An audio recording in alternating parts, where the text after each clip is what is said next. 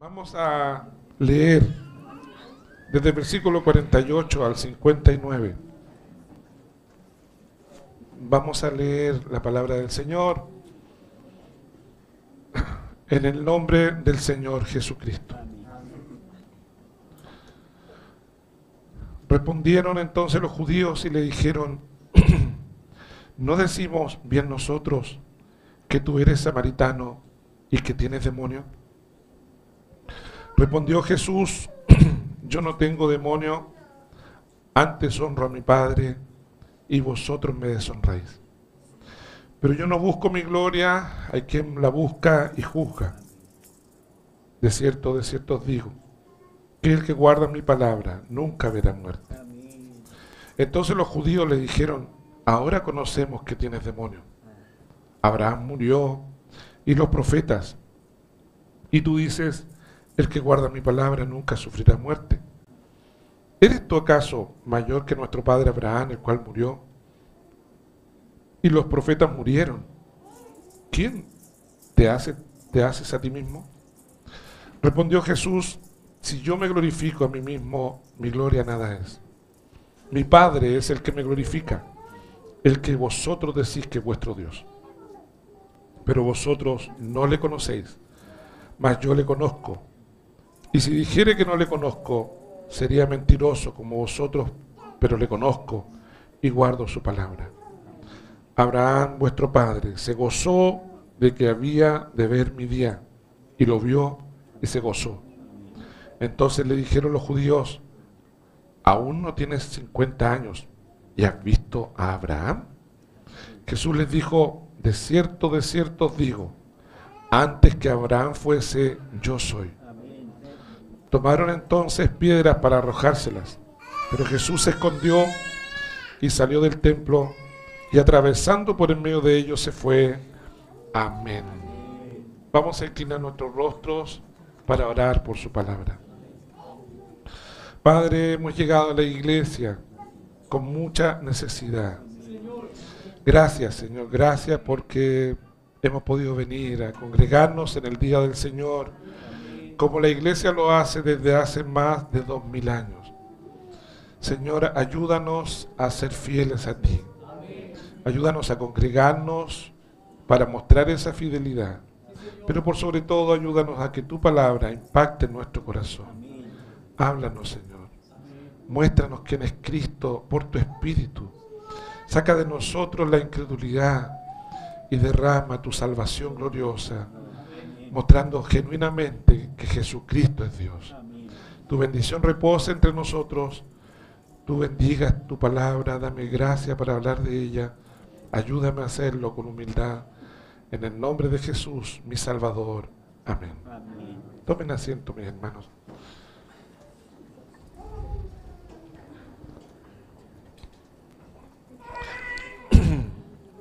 No sé qué me pasó, que me quedé un poco disfónico, dicen, parece que se dice. Disfónico.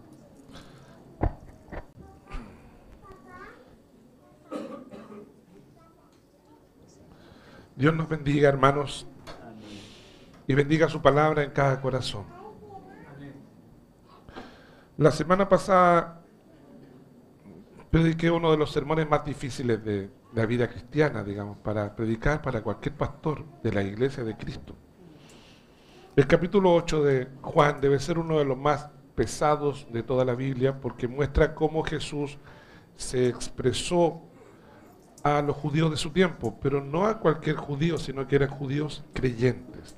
Si ustedes leen el capítulo 8, y dirigiéndose a los que habían creído en él, y comienza su discurso.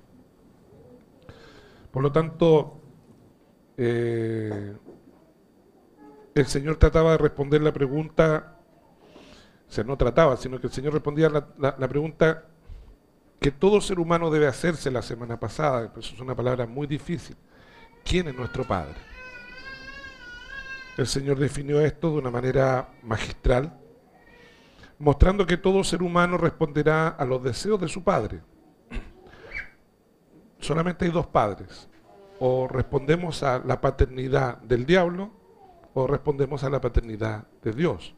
Eso es lo que define Jesús una vez y para siempre. El punto es que todo ser humano tiene un padre, espiritualmente. No es que seamos semejantes a él físicamente, no es una paternidad biológica, es una paternidad espiritual. El Señor nos mostró que todo ser humano responderá a los deseos de su padre. Uno de ellos, uno de estos padres, le dará deseos piadosos y limpios toda la vida, desde que lo conozca, desde que pase a ser su padre. El otro, en cambio, deseos homicidas y mentirosos. Para demostrar la paternidad de los que decían ser sus seguidores y que en realidad no lo eran,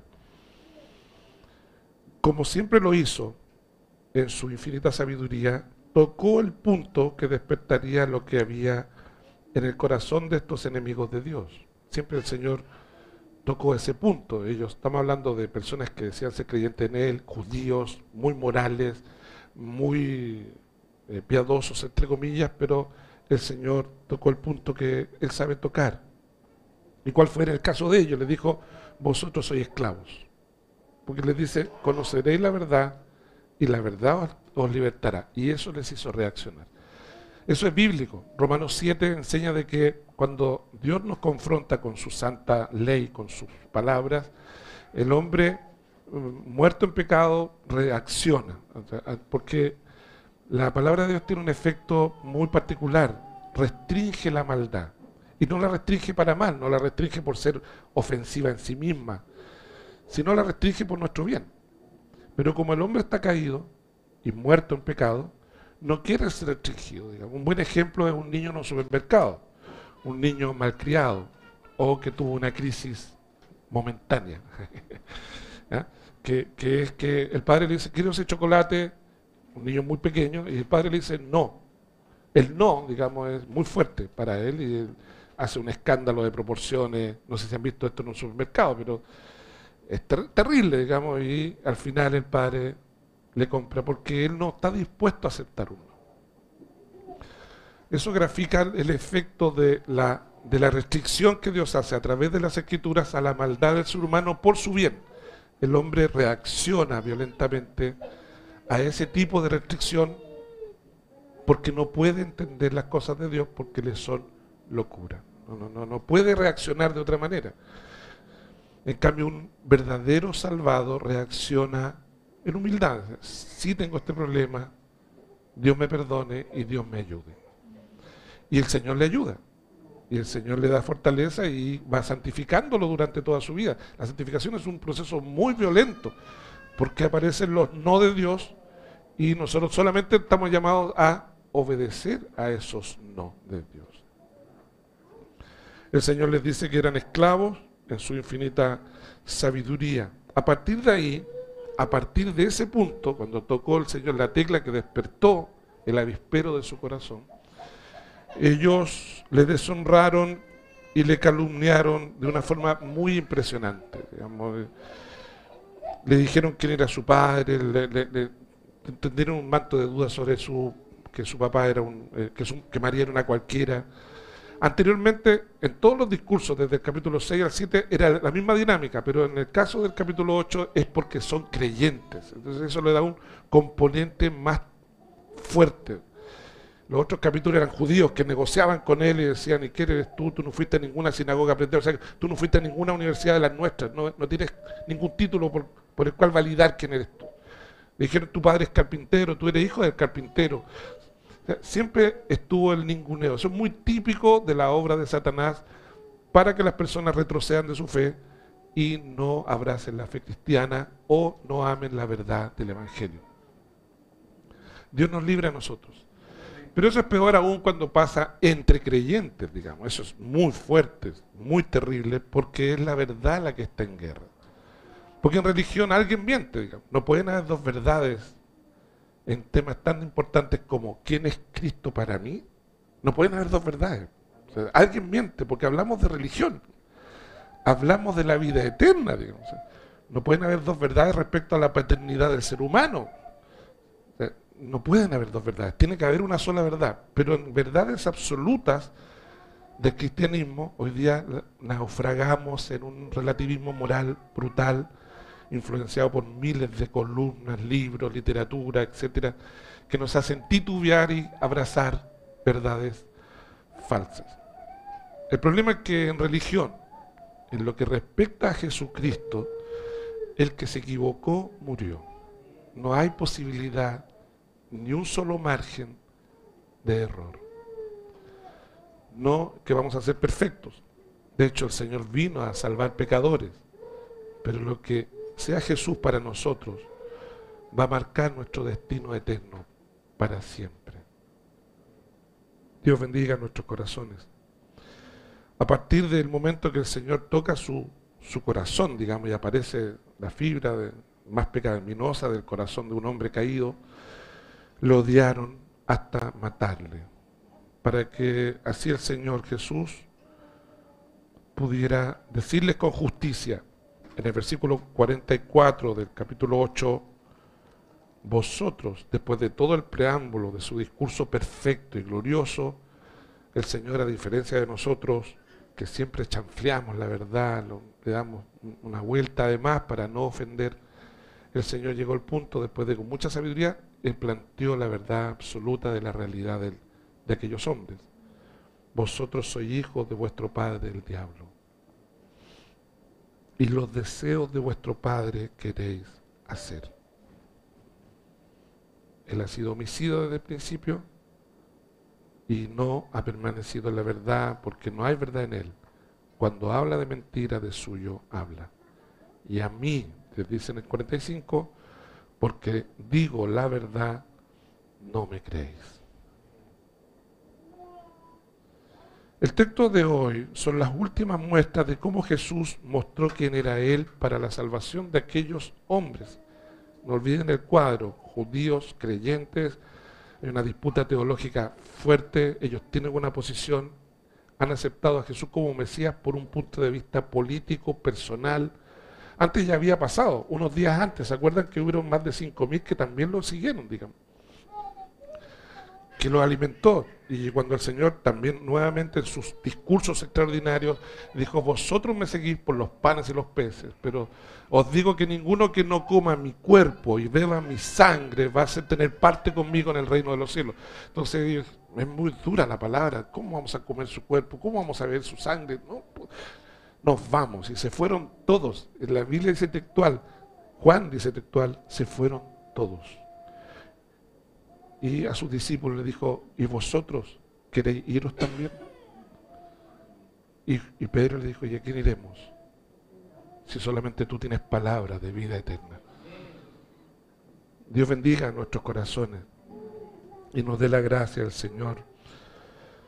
Las últimas palabras, hermanos, de esta disputa teológica, y está también resumido, hermanos, como el amor del Señor ante la dudas de lo que estaba en juego, ¿sí?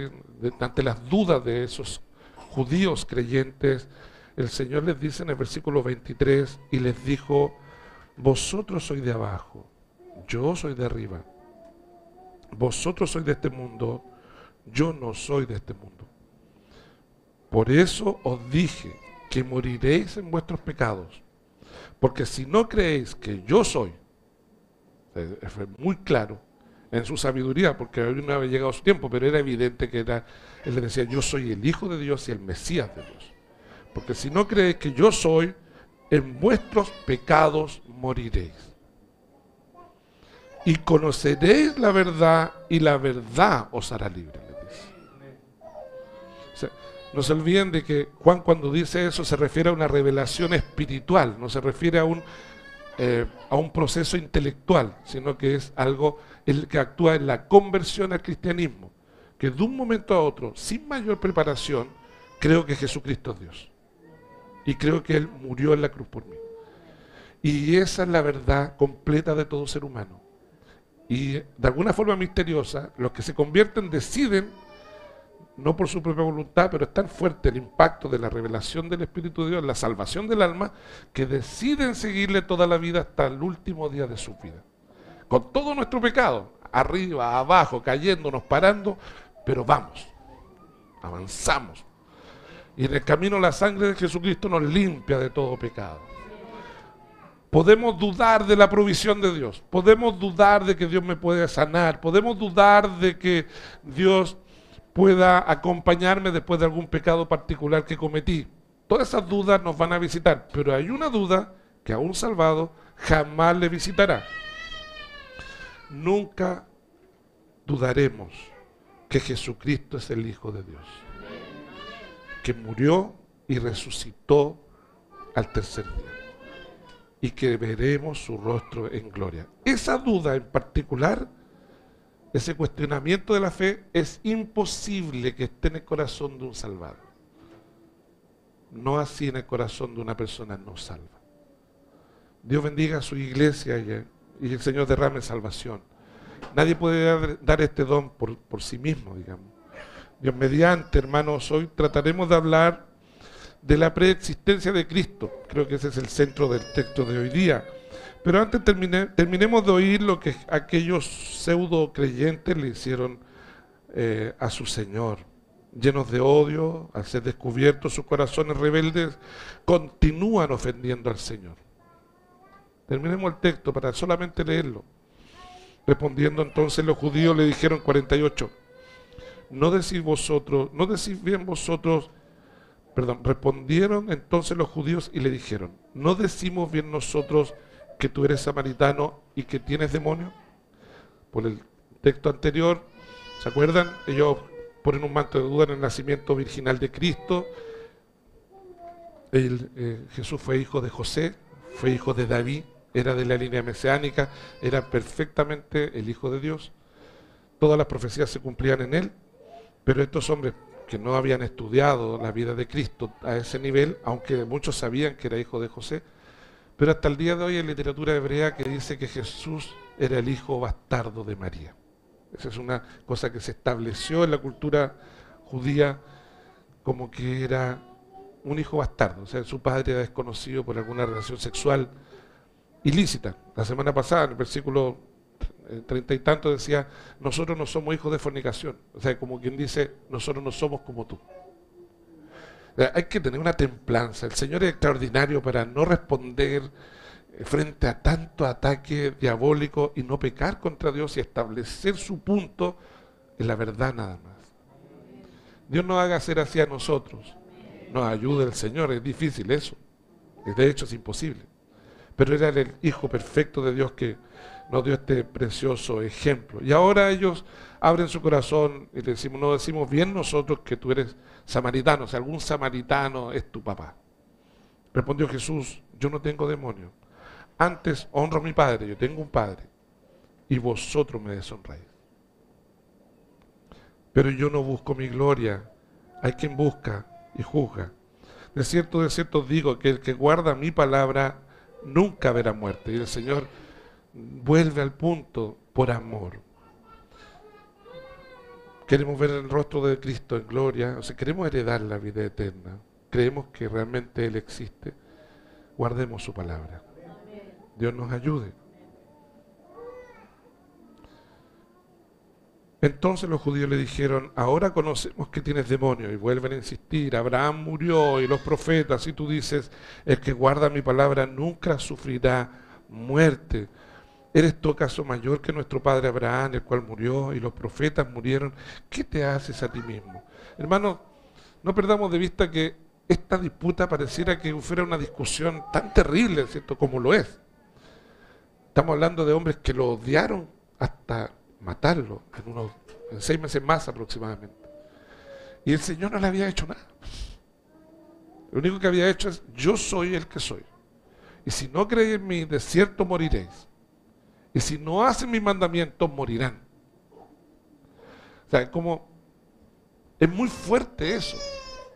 El mensaje del cristianismo sigue siendo el mensaje de Cristo. Es muy fuerte decir a la persona, vuélvete a Jesucristo, porque si no, de cierto morirás. Esta es la forma correcta de evangelizar. Nosotros no podemos decirle a las personas, ven a Cristo porque Él te puede sanar. O ven a Cristo porque Él va a solucionar tus problemas. O ven a Cristo porque Él va a restaurar tu matrimonio. Todas cosas que Dios puede hacer. Pero no podemos centrar nuestro evangelismo en eso. Obviamente es un evangelismo aparentemente más ineficaz. Porque si nosotros centráramos nuestro evangelismo a los seres que amamos y a las personas que conocemos en una solución a un problema, más de índole emocional, la parte espiritual, ¿cierto? Estás triste, ven a la iglesia, el Señor te va a sacar esa tristeza. Es muy fuerte ese mensaje. Entonces las personas vienen. Y las personas vienen a las iglesias y abarrotan las iglesias pensando en ese tipo de mensaje. Y muchos dicen, cuando yo llegué al evangelio, Dios me sanó, Dios restauró mi matrimonio, etcétera. Pero ¿qué pasa cuando aparece el evangelismo correcto? El evangelismo de Cristo. Cuando los hermanos tienen una mayor conciencia cristiana y se dan cuenta de que la misma preocupación de Cristo tiene que ser la preocupación de nosotros. Porque de verdad yo creo que ninguno de nosotros quiere que alguien vaya al infierno. De cierto moriréis. Dios nos bendiga. Cuando se cayó una torre en un terremoto, creo que fue, y mató a muchas personas en Jerusalén, hubo una disputa que estaba el Señor. Le dijeron, ¿quién pecó? ¿Cómo fue esto? Qué terrible, murieron. Y murieron de manera muy trágica, les cayó la torre de Siloé. Y el Señor les dijo algo. Les dijo, de cierto os digo, cuando el Señor habla así es porque es algo importante, que si no os arrepentís, todos pereceréis igualmente. Hermano, el cristianismo resuelve un problema que nosotros no vemos. O sea, no vamos a ver en este mundo. Nosotros somos cristianos y el cristianismo resuelve el problema de la vida eterna, no de este mundo. O sea, si quieres hacerte cristiano, tienes que entender primero dos o tres cosas que son muy difíciles de creer. Primero, ¿cómo acepto el señorío de un rey que yo nunca he visto? La autoridad de los mandamientos de un rey que fue ejecutado como perseguido del Estado, que murió con dudosa reputación hasta el día de hoy. En los quintos infiernos del mundo, estamos hablando en el día de hoy, Somalia, por decirte algo, países así lejanísimos. En ese tiempo Jerusalén era como lo peor.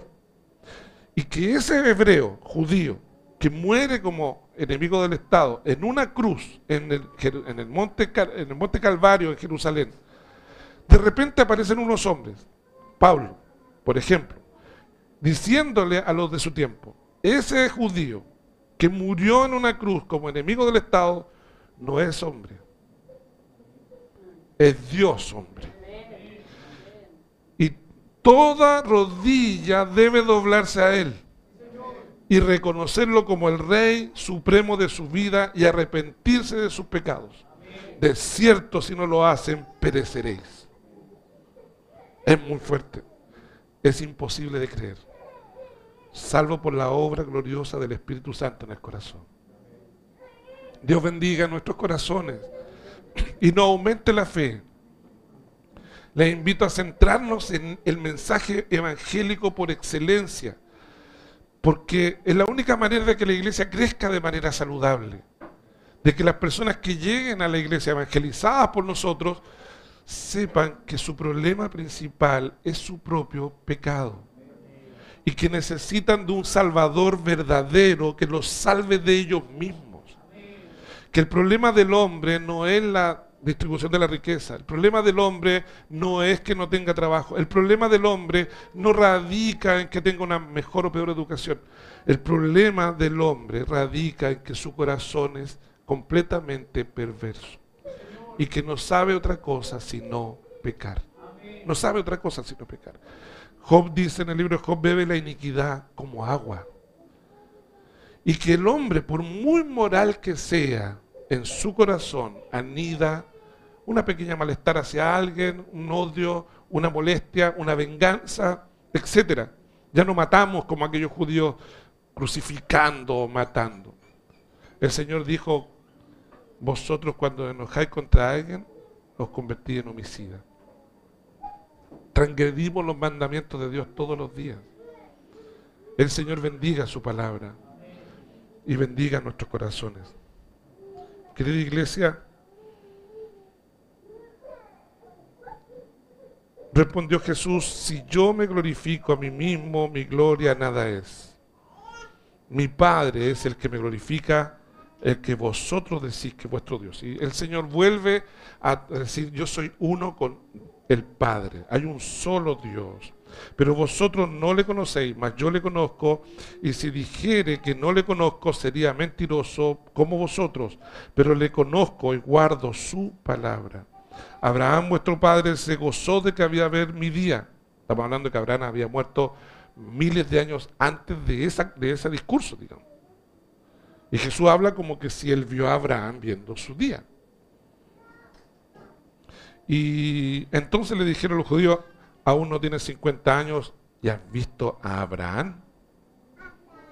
Jesús le dijo, de cierto os digo, antes que Abraham fuese, yo soy. Jesús les dice aquí algo extraordinario, que todo seguidor de Cristo cree por fe, que Jesucristo es Dios. ¿Qué significa esto? Que no es el hombre Jesús, que existe desde la eternidad, que es increado, nunca nadie lo creó, que no necesita ningún tipo de ayuda nuestra. Si tú nosotros no vamos a cantar nunca una canción cristiana canción que se canta en alguna iglesia cristiana que dice Dios precisa de ti. No, Dios no precisa de ninguno de nosotros, digamos. Él es autosuficiente en sí mismo. No necesita nada para ser más feliz, no necesita nada para tener más paz, no necesita ningún tipo de cosa de nosotros, de nadie de nosotros, ni de los apóstoles, ni de los profetas, ni de ningún miembro de cualquier iglesia cristiana verdadera que exista. Su esencia es el amor y solo por su gracia Él hizo la creación como la conocemos y solo por su gracia va a salvar a pecadores que no tenían posibilidad de ser salvos porque estaba su voluntad encadenada al pecado y esa cadena el único que podía cortarla era Dios soberanamente. Nadie que crea en Cristo lo ha creído obligado, nadie que crea en Cristo ha creído por algún tipo de persuasión personal. No hay pastor, no hay predicador que pueda persuadir a un hombre de hacerse cristiano. Yo sé que varios de ustedes pueden pensar, pero yo conozco predicadores que las iglesias están llenas, la gente les cree y la gente está ahí. No voy a juzgar eso. Sin duda Dios ha levantado grandísimos predicadores, pero el predicador en sí mismo nunca puede salvar. El único que puede salvar es el don que da Dios de salvación y de fe a un ser humano caído que no tiene posibilidad de creer por sí mismo. Y que Cristo, al cortar las cadenas de la incredulidad, le da fe que Jesucristo es Dios. Dios bendiga a su iglesia. Hermanos, yo no tengo duda que hay un solo Dios en tres personas. Cada una de estas personas que componen la Trinidad son plenamente Dios. No, es un misterio, por supuesto, que comprenderemos cuando estemos ante Dios cara a cara después de nuestra muerte. O cuando el Señor Jesucristo regrese por nosotros en el día final. Pero no comprenderlo en profundidad, porque es algo muy grande, muy sobrenatural, con nuestra mente limitada y contaminada con tanta cultura, no significa que las palabras de Jesús no puedan ser validadas en el Antiguo y en el Nuevo Testamento. Porque Dios dejó este santo libro para dar testimonio de que sus dichos son ciertos y que su existencia es segura. O sea, si alguien quisiera entrar en un debate apologético sobre la existencia de Dios, es más fácil ganarlo que perderlo. O sea, hay que tener mucha fe para creer que el mundo se hizo solo, por ejemplo. Ahí hay que tener fe. O sea, los filósofos ateos dicen, de la nada nació el todo. Hay que tener fe para eso, ¿no? Después de millones de años, siendo que la evolución humana, cuando aparece la historia, desde que la historia es escrita, la evolución terminó. El hombre es como es hasta el día de hoy. Desde los primeros papiros hebreos. Nunca más evolucionó, nunca más modificó nada. Lo único que se están extinguiendo las especies debido a la depravación del mismo hombre por su pecado.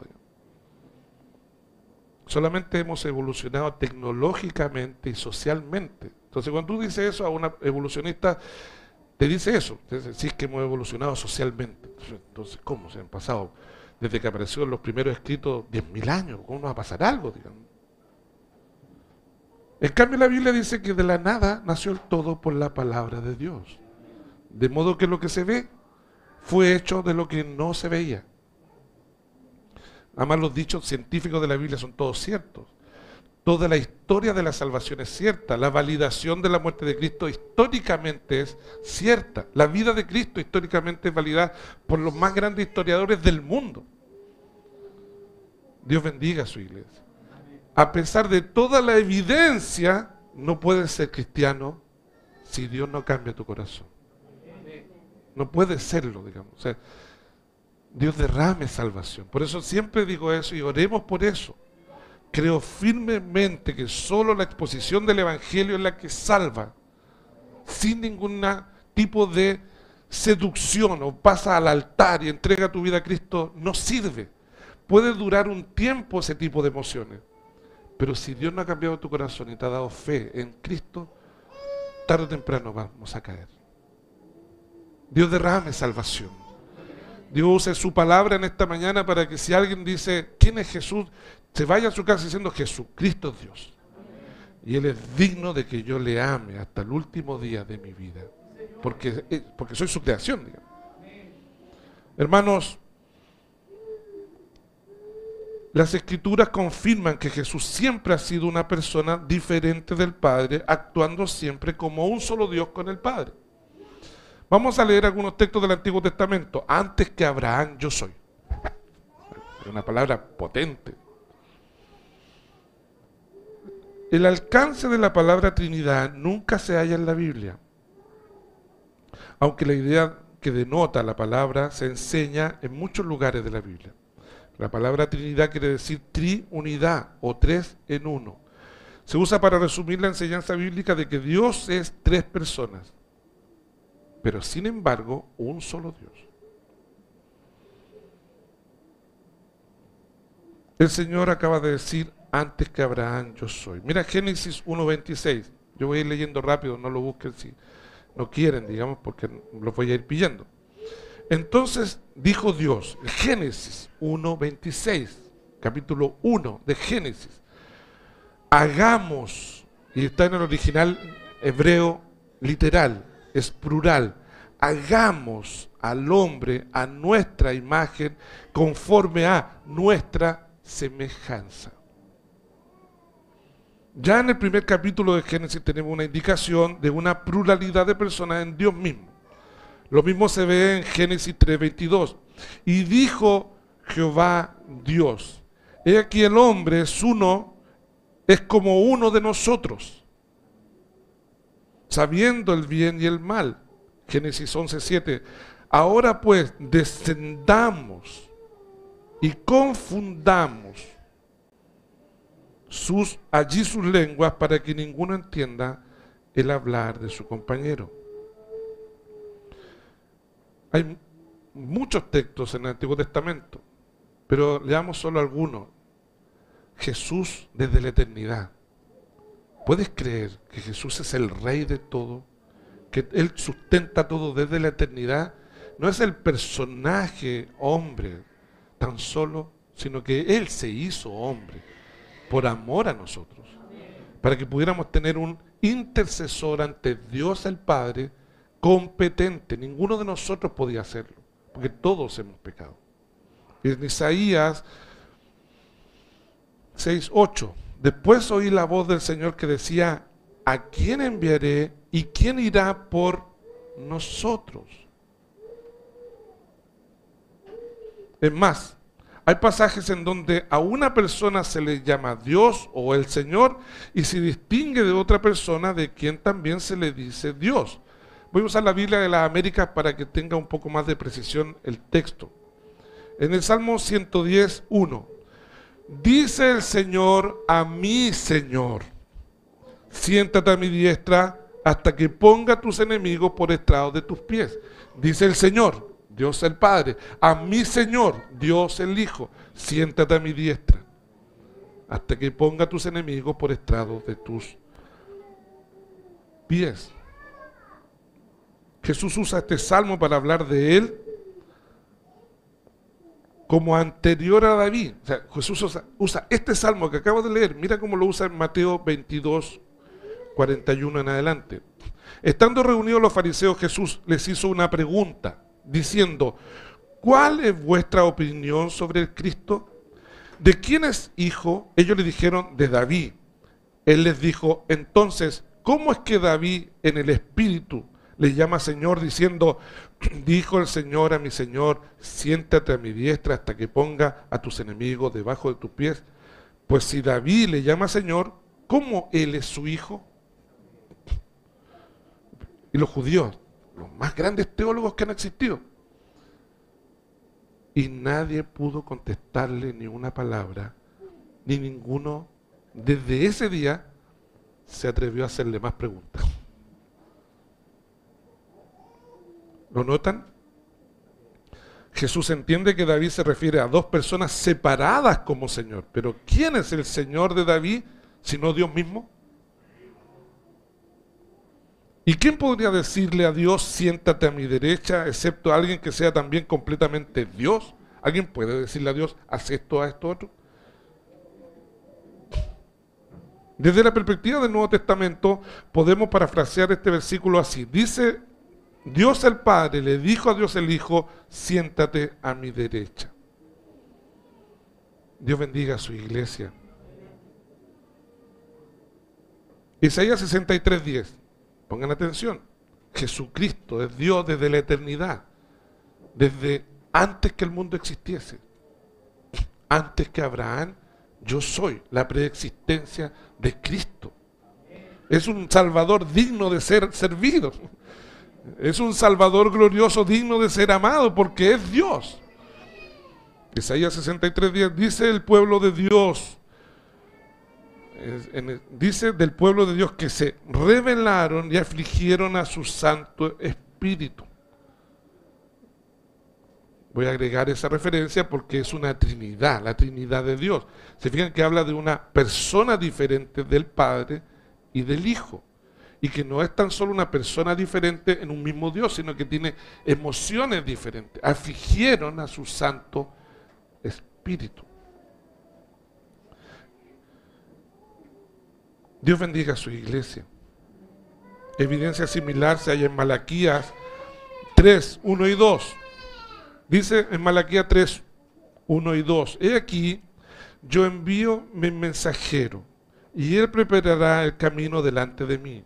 Y vendrá de repente a su templo el Señor a quien vosotros buscáis, y el mensajero del pacto en quien vosotros os complacéis. Y aquí viene, dice el Señor de los ejércitos. Pero ¿quién podrá soportar el día de su venida? ¿Y quién podrá mantenerse en pie cuando Él aparezca? Porque Él es como fuego de consumidores y como jabón de lavadores. Yo estoy para enviar a mi mensajero para que prepare el camino delante de mí. Y de pronto vendrá a su templo el Señor, a quien ustedes buscan. Vendrá el mensajero del pacto. Dos personas, un mismo Dios. El Señor bendiga a su iglesia. En Oseas 1:7 el Señor está hablando y dice a la casa de Judá: pero me compadeceré de la casa de Judá y los salvaré por medio del Señor su Dios, y no los salvaré con arco ni con espada. Dios bendiga a su iglesia. Si ustedes leen el contexto, esta no es una traducción de la Biblia de América, es otra traducción que no alcancé a notar. Está hablando Dios hablándoles, Dios diciéndoles: pero miren, pero me compadeceré de la casa de Judá y los salvaré por medio del Señor su Dios. Hablando como si hubiera otro Señor, el Señor Jesucristo. Dios bendiga a su iglesia. Isaías 48:16. Biblia de la América: acercaos a mí, escuchad esto. Desde el principio no he hablado en secreto. Desde el momento en que sucedió, allí estaba yo. Y ahora me ha enviado el Señor Dios y su Espíritu. Aquí salen tres personas. Desde el principio estaba yo. y me ha enviado el Señor Dios y su Espíritu. En Éxodo, Dios bendiga a su iglesia.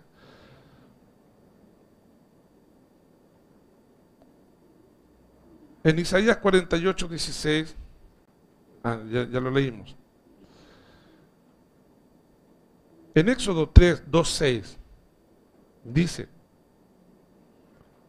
hablando de ángeles, porque la Biblia está llena de expresiones angelicales, pero los ángeles son seres creados. Pero hay textos muy particulares donde habla de una manera diferente. Vamos a leer algunos. Génesis 16, 13. Y Agar llamó el nombre del Señor que le había hablado. Tú eres un Dios que ve, porque dijo, estoy todavía con vida después de verle.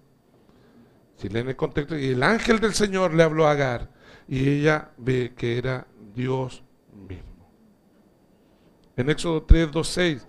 Y se le apareció un ángel del Señor en una llama de fuego en medio de una zarza. Y Moisés miró, y he aquí la zarza ardía en fuego, y la zarza no se consumía. Entonces dijo Moisés, me acercaré ahora para ver esta maravilla, porque la zarza no se quema. Cuando el Señor vio que él se acercaba para mirar, Dios lo llamó de en medio de la zarza. Moisés, Moisés. Y él respondió, heme aquí. En Éxodo 23, 20 al 22.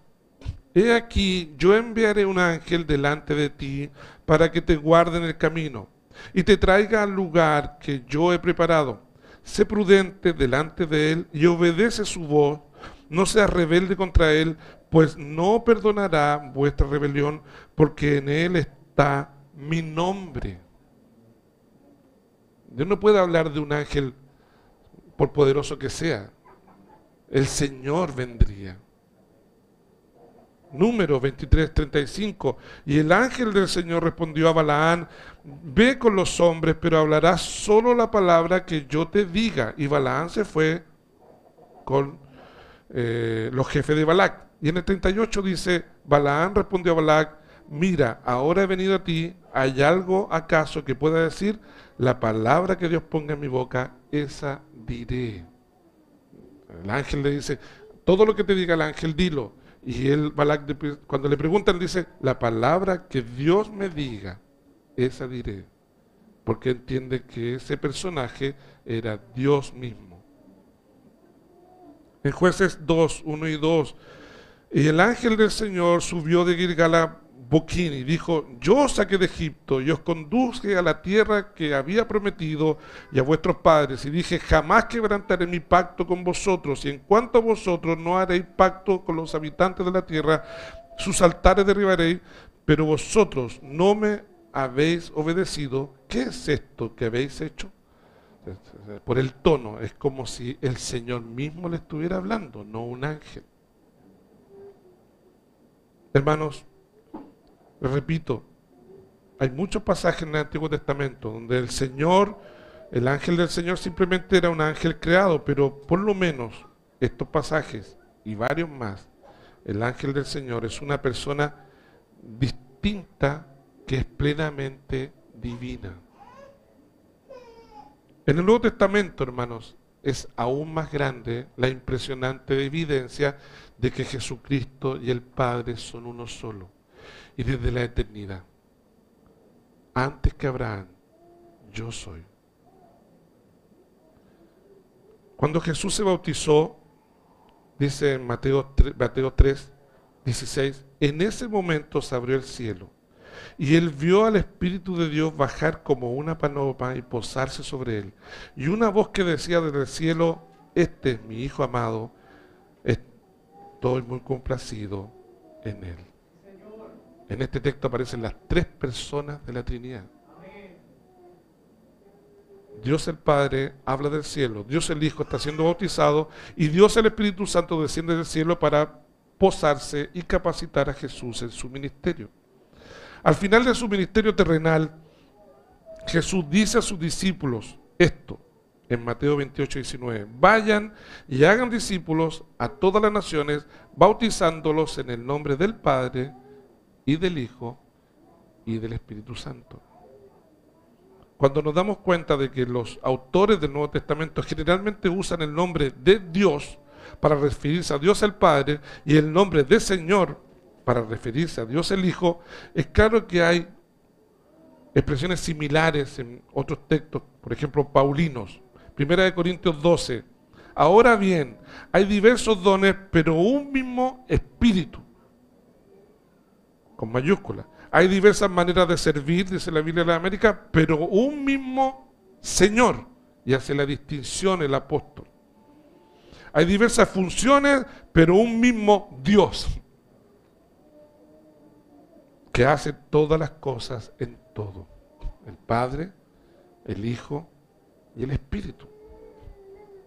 En Efesios 4, 4 y 6 dice, hay un solo cuerpo, hay un solo Espíritu, así como también vosotros fuisteis llamados en una misma esperanza de vuestra vocación, un solo Señor, una sola fe, un solo bautismo, un solo Dios y Padre de todos, que está sobre todos, por todos y en todos. Dios bendiga nuestros corazones.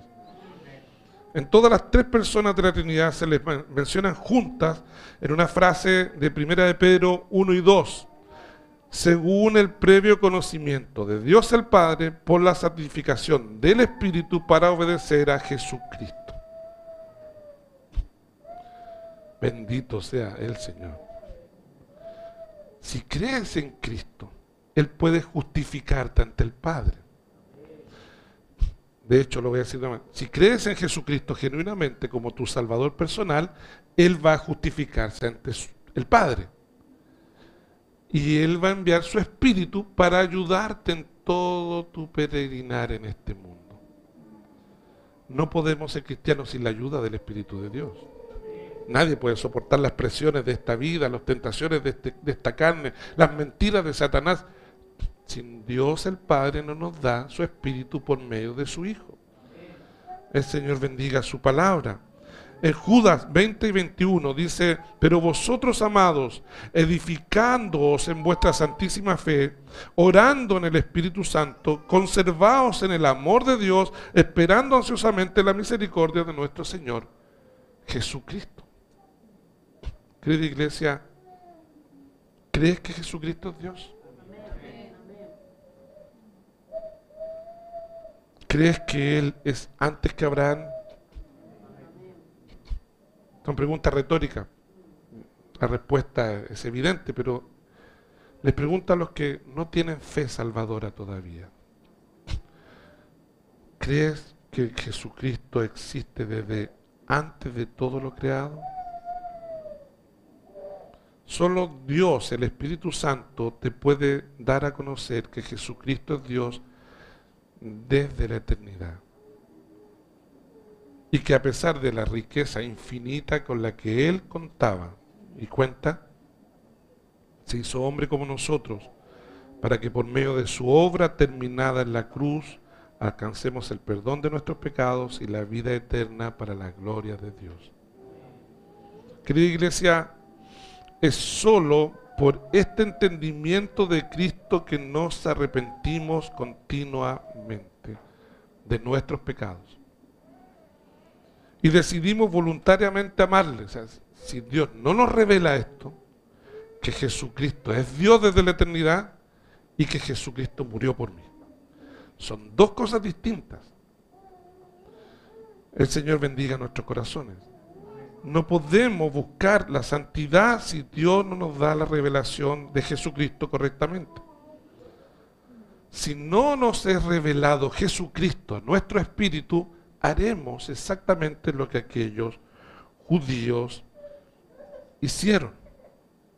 Humanizaremos a Cristo a nuestra forma, y cuando el Señor use su palabra para hacernos demandas que nosotros no estamos dispuestos a cumplir, no queremos cumplirla, no las obedeceremos y haremos lo mismo que aquellos judíos creyentes hicieron. Mira lo que dice el último versículo del capítulo 8. Entonces tomaron piedras para arrojárselas. Estas piedras se las querían arrojar por lo que él decía hacer, querida iglesia. Hermanos, amados por el Señor, somos una generación difícil. Nuestra generación cristiana va a enviar al infierno a más millones de personas que todas las generaciones anteriores a nosotros. Y básicamente esto es porque nuestro entendimiento de Jesucristo no es correcto. Hemos humanizado a Cristo algunos, otros lo hemos espiritualizado mucho. Hermanos, Dios tenga misericordia de nosotros. Es evidente que sutilmente muchos teólogos sostienen que lo importante acerca de Cristo no es lo que Él es, sino lo que Él hizo. Y en base a todas estas sutilezas, hoy día la fe cristiana está entre la vida y la muerte, aunque nunca va a estar entre la vida y la muerte porque el Señor va a triunfar. Pero estoy hablando de la sociedad, porque me parte el alma, yo creo que a todos nos parte el corazón ver cuánta perdición, cuánta gente realmente no cree en Cristo, cuánta corrupción ha traído eso, cuánto dolor en las congregaciones, las personas no están entregando su vida a Cristo. Hay personas que dan muchos problemas en las congregaciones porque no creen en Cristo correctamente. Y hoy día tienen muchos argumentos. El argumento está por todos lados. Hermanos, hemos leído harto todos. Y la discusión se basa en que algunos le dan un énfasis desmedido a lo que Cristo es. Otros le dan un énfasis desmedido a lo que Cristo hizo. Y se pone un desequilibrio terrible que trae devastadoras consecuencias a la conducta cristiana. Básicamente, hay un entendimiento espurio, equivocado y desmedido de dos doctrinas que son bellísimas y llenas de gloria. Un entendimiento desmedido de la justificación por la fe, que ha traído a millones de creyentes, como estos judíos creyentes, una especie de licencia para pecar. Tienen una amistad con el mundo que a los ojos de otros creyentes, que creo verdaderos, es pecaminosa. Porque tienen un entendimiento de Jesucristo que les hace ver de manera desmedida la justificación por la fe. Y el otro entendimiento desmedido es un entendimiento desmedido de la gracia. Una gracia que finalmente permite un tipo de vida mundana. Sin ser inmorales, vivimos unidos al mundo. Han habido tiempos que ha habido un desequilibrio hacia el otro lado, un entendimiento desmedido de que no hay gracia. ¿Cierto? O sea, como que la gracia no cubre nuestro pecado. Sí, la gracia cubre todo nuestro pecado. Y gloria a Dios por eso. Y cubre pecados horrendos que hacemos. Y gloria a Dios por eso. Y realmente somos salvos por la justificación por la fe. Hemos creído por fe en Cristo y realmente Dios nos ha perdonado nuestros pecados pasados, presentes y futuros. ¿Por qué? Porque Él murió. Pero un énfasis desmedido hacia lado y lado trae desequilibrio y hace que la vida práctica, en la vida real de cada uno de nosotros, no haya santidad verdadera. Por un lado, un legalismo extremo, donde nos vestimos de una manera para poder justificar nuestro cristianismo, por decir algo, nos peinamos, ¿cierto? Y no sé, en fin. Pero el peligro más grande no es ese, el peligro más grande está al otro extremo, donde hay un entendimiento distorsionado de la gracia y la justificación por la fe, que hace que nuestra vida cristiana esté llena de mundanalidades y apegos al mundo. Basta ver cómo hoy día la mujer no cree en el diseño de Dios que Él diseñó en su palabra para su vida. Los padres no creen en el diseño de Dios como Él gobernara y criara a sus hijos. Los esposos no creen en el diseño de Dios como ser esposos piadosos para con sus esposas. Los hijos no creen en el diseño de Dios de cómo Dios ordena ser hijos. Cuando se trata de que las demandas del Evangelio de Jesucristo, lo que Él dijo, vosotros si hacéis mis mandamientos viviréis, es allí donde parte la crisis. ¿Y cómo se resuelve esa crisis en el mundo actual? Dándole un énfasis desmedido a la gracia. Porque es muy fácil cuando yo no quiero cumplir el mandamiento, decir, bueno, hay gracia. Y estirar y tensar el argumento. ¿Qué hace el pastorado? El pastorado retrocede, porque no quiere tener problemas. No quiere que su congregación se le vaya porque vive de ella, o no quiere que los hermanos lo funen en internet, o no quiere cualquier cosa. Y retrocede. Dios tenga misericordia de nosotros. Lo que está en juego en el capítulo 8 de San Juan es la salvación de nuestras almas. El Señor derrame un entendimiento santo, fiel, a quién es la persona de Cristo. De cierto digo, el que guarda mi palabra nunca verá muerte. Lo que quiero decirles para ir terminando es que si lo que sabemos de Cristo no nos lleva a obedecerle con alegría, con gozo, con un entendimiento de que lo que manda el Señor y sus demandas son sabias, hermanos, nada de lo que el Señor te demande es necio. O sea, imagínate, el Señor dijo maridos de una sola mujer, una palabra que marcó el rumbo de la civilización hasta el día de hoy, porque hasta el día de hoy tener 2 o 3 mujeres como mal visto, digamos. Sí, y una palabra del Espíritu Santo en la Biblia, porque la civilización se rige bajo un concepto judeo-cristiano que el mundo quiere destruir en pro de una agenda extrañísima que va en contra de la palabra de Dios y que lo único que traerá esa necedad es dolor. Hay sabiduría cuando Dios dice en su palabra, en uno de los 10 mandamientos, no adulterarás. Fíjense la promiscuidad sexual, como ha traído miles, no pocas, cientos y miles de enfermedades venéreas, desde el SIDA hasta otras enfermedades de otro tipo. Porque no hay fidelidad. ¿Era sabio Dios? ¿Fue sabio el mandamiento? Veló por la familia. Imagínate los hijos cuando ven a su padre y a su madre juntos, incluso en el mundo. Pero cuando los hijos se crían solos, solamente tienen la figura de su madre, solamente tienen la figura de su padre. Los que entienden de medicina, ¿trae consecuencias? ¿Ha traído consecuencias? ¿Desequilibrios emocionales profundos? ¿A quién pertenezco? ¿De dónde soy? Rebelión. Cuando salen todos en la casa, han ido a una población pobre de Santiago, yo he ido. Tú vas entras a una callejuela de esas pobres, de esas malas, que es la Villa San Luis, y se abren a las 3 de la tarde las cortinas y los niños miran a las personas cuando pasan en un auto o hacen un ruido, solos, completamente solos, porque sus 2 padres trabajan. Y esos niños que no es un condominio, no está cerrado con llave, 5 años, 6 años, a los 7 salen y abren la puerta, salen a la calle y se encuentran con otros niños que están en la misma condición y empiezan a conversar y empiezan a relacionarse y se crían juntos y ellos son sus referentes, ellos mismos no tienen una referencia paternal sólida. ¿Qué consecuencia ha traído eso? Devastación, anarquía, una inmensa confusión. El Señor derrame salvación. Entonces, cuando Dios demanda sus mandamientos, hay que tener una obra de Cristo para hacerlos. No hay posibilidad alguna de obedecerlos sin Cristo nos lidia con nosotros. Y si no vemos valor en los sabios mandamientos que Él estableció.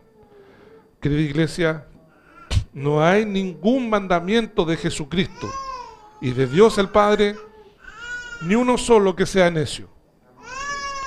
Toda la ley de Dios y toda la ley de Cristo protege a la propiedad privada, protege a la familia, protege al ser humano, protege al ser humano que está por nacer, protege al ser humano que está vivo. No matarás si nos protegió Dios para siempre. No adulterarás si Dios protegió a la familia para siempre. No robarás si Dios protegió nuestros bienes para siempre. Bendito sea el Señor.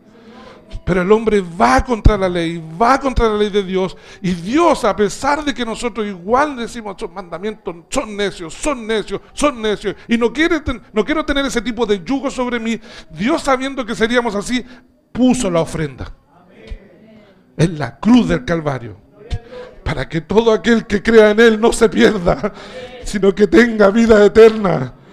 Bendito sea el nombre de Cristo. Bendita sea su majestad gloriosa. Él estaba el día cuando Dios dijo, sea la luz, y estaba Él. Los tres estaban allí. El Espíritu de Dios se movía sobre la faz de las aguas.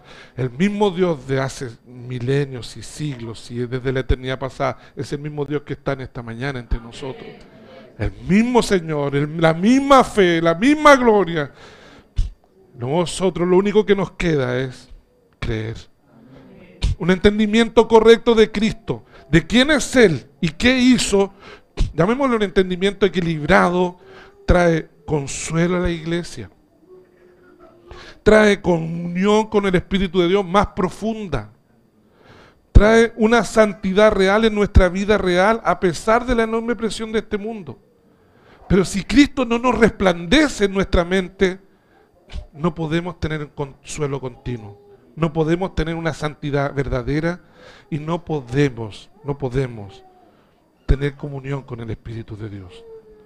La bisagra para tener una vida cristiana exitosa y victoriosa, si es que se puede decir así, llena de gozo, con toda la negación que el cristianismo demanda respecto de este mundo, es que Cristo sea todo para nosotros. Si tu motivación no es Jesucristo, no estás en esto del cristianismo. No hay ningún tipo de estímulo psicológico, emocional, que pueda reemplazar la revelación del Espíritu Santo al hombre, mostrándole quién es Jesucristo. Nada. Si Cristo no te es alumbrado, no puedes ser cristiano. Porque a la primera de mandamientos difíciles, a la primera oposición, al primer problema, vas a retroceder. Termino leyendo uno de los textos más grandes de la Biblia de cómo Jesús debería ser para nosotros. El deseo de mi alma es que sea esto para ti. Desde el día que Dios me salvó a mi alma, con todo mi pecado, en todo mi peregrinar, yo sé que voy al cielo, pero yo sé que voy al cielo no por mi justicia. Yo sé que voy a ir al cielo por la justicia de Cristo. Capaz que el día que muera, quizás quien me mande ese día un pecado a lo mejor atroz. Dios me libre. Pero sé que mi salvación no descansa en mis obras, sino en la justicia de Cristo mi Señor. Por eso me es hermoso mi Señor. Por eso le amo a mi Señor.